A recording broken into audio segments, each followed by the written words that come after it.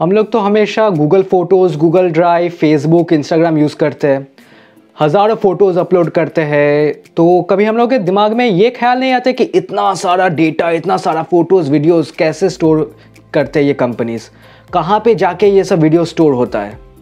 So in today's video we will try to decode the buzzword the cloud which is cloudy for most of the people.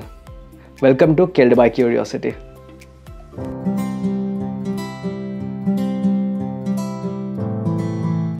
हम लोग तो Instagram, Facebook, YouTube, Gmail ये सब use करते हैं। तो basically directly और indirectly हम लोग क्लाउड का या फिर क्लाउड स्टोरेज का यूज़ करते ही है। Basically the word cloud is all about using the internet for storage, processing and development. लोग क्या करते हैं कि रैंडम डॉग्स, कैट्स का फ़ोटोज़ ले लेते हैं। बिज़नेस को भी ढेर सारा डेटा स्टोर करना रहता है, लेकिन हम लोगों के पास स्टोरेज तो लिमिटेड है। इसी स्टोरेज का इशू को रिजॉल्व करने के लिए क्लाउड आता है। पहले के ज़माने में क्या होता था कि कंपनीज़ को पहले फिगर आउट करना पड़ता था कि उनका यूज़र डेटाबेस कितना है।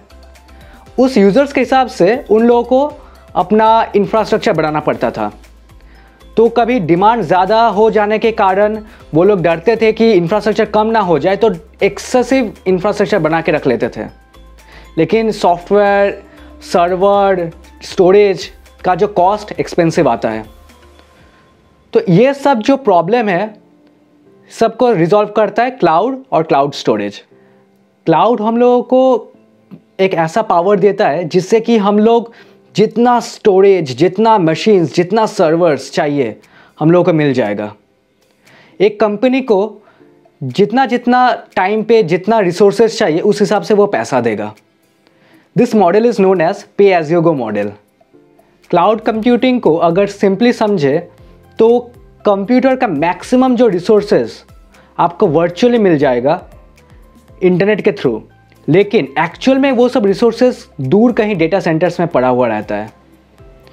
क्लाउड कंप्यूटिंग 3 तरह का होता है: infrastructure as a service, platform as a service, software as a service. अब क्लाउड स्टोरेज को समझते हैं। हम लोग अक्सर बोलते हैं कि क्लाउड में डेटा स्टोर हो गया है, क्लाउड में फ़ोटोज़ स्टोर कर दिए है। इसका बेसिकली ये मतलब है कि जो हम लोग डेटा स्टोर कर रहे हैं ये कहीं डेटा सेंटर में जाके स्टोर हो रहा है। अब ये डेटा सेंटर्स का काम ये रहता है कि हम लोग का जो डेटा स्टोर्ड रहता है उसको फिज़िकली प्रोटेक्ट करना फ्रॉम थेफ्ट, डिस्ट्रक्शन, और साथ ही साथ जब चाहे ये डेटा लोगों के लिए अवेलेबल रहना चाहिए। डेटा सेंटर्स को क्या करना पड़ता है कि हम लोग का डेटा का मल्टीपल बैकअप्स रखना पड़ता है to protect from natural calamities.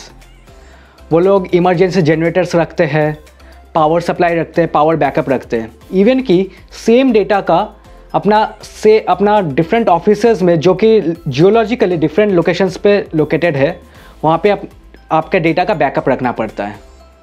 अब एक डिबेटेबल क्वेश्चन आ जाता है कि जो डेटा क्लाउड सर्वर्स में, क्लाउड में स्टोर्ड रहता है उसका हकदार कौन है?